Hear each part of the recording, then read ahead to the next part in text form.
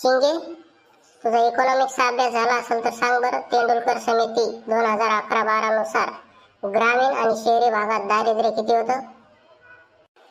भाई ते आकडेवारी लय पॉइंट मध्ये मला नाही लक्षात राहत, तूच सांग बाबे.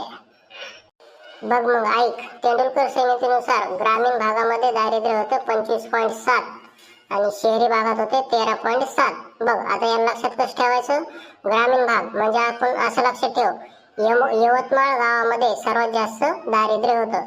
आता यवतमाळ गावाच का म्हणलं, कारण यवतमाळचा जो वाय आहे तो 25 नंबरला येतो एबीसीडी नुसार आणि गावचा जो जी आहे तो एबीसीडी नुसार 7 नंबरला येतो.